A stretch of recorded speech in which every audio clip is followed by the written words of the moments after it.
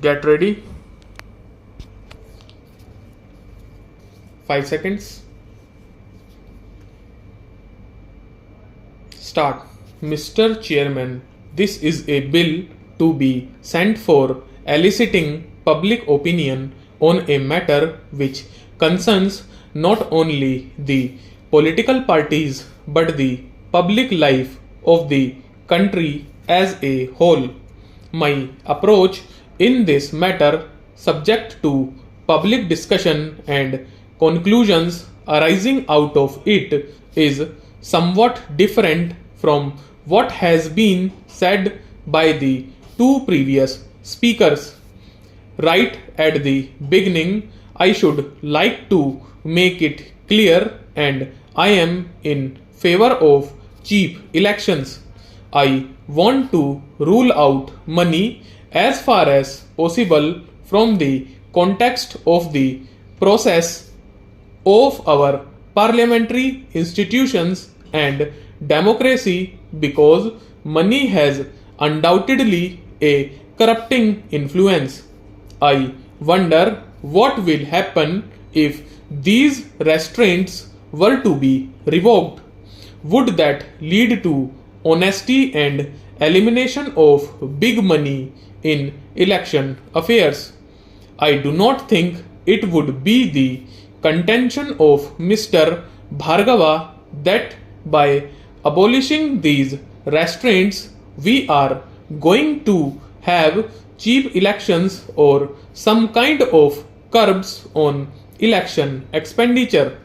I think what he wants is to make people look somewhat honest, or rather, he does not want dishonesty to be institutionalized in the shape of some kind of acceptance of it by the society.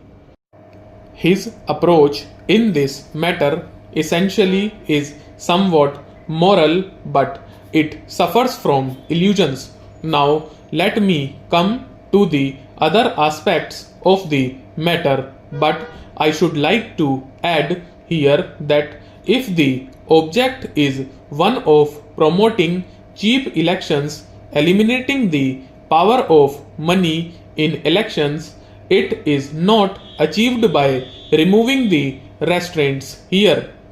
You may have the consolation that some people who are behaving dishonestly and asked not to behave dishonestly by making dishonesty in this case the law of the land, and dishonesty therefore is naturally the use of money to influence the voters.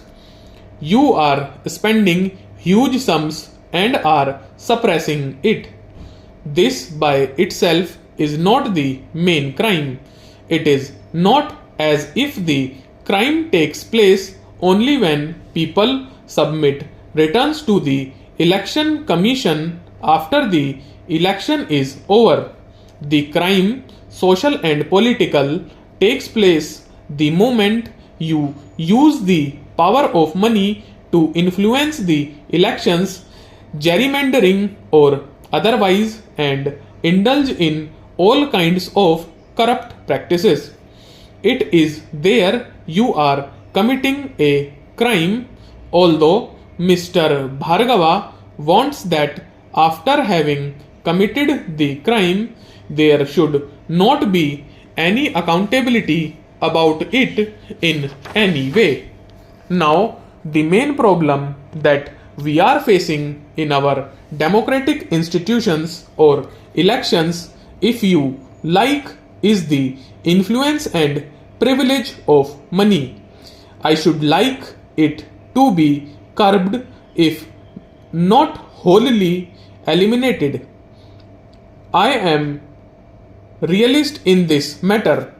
As long as the capitalist classes remain, as long as the wealthy remain, as long as the haves and have-nots divide the society, money will have its part to play. It cannot be completely eliminated because The present society in which we are living is largely influenced and dominated not only in electoral matters but in various other matters also by the power of money. Therefore, I have no illusion that by changing certain laws of this kind, we will be getting out of the clutches of the big money in this matter. Now, that power will remain. All that we can do now by legislation and otherwise by practices, conventions, etc., is to reduce the power of money, that impact of money on our political life, whether it is election or something else.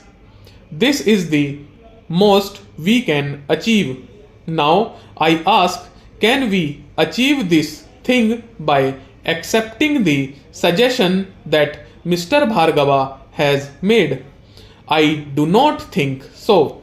When the election law was framed, it was perhaps intended that some kind of a restraint would be put if the election expenses were to be submitted to the election commission after the elections. That was the intention, but this objective has not been fulfilled. Why it has not been fulfilled, we must ask ourselves. It would not do for us to say in a physical sense that some people are honest and some people are dishonest. That would be an answer given by some people who are not conversant with the political affairs of the country, the realities of our political life.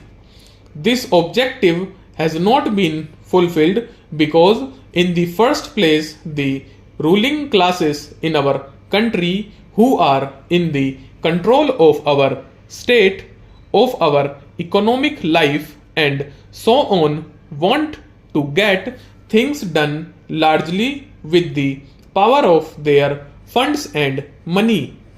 That is why they bring in money into the elections, and as long as they are there, as long as they have the opportunity to do so, it will continue whatever law you may have.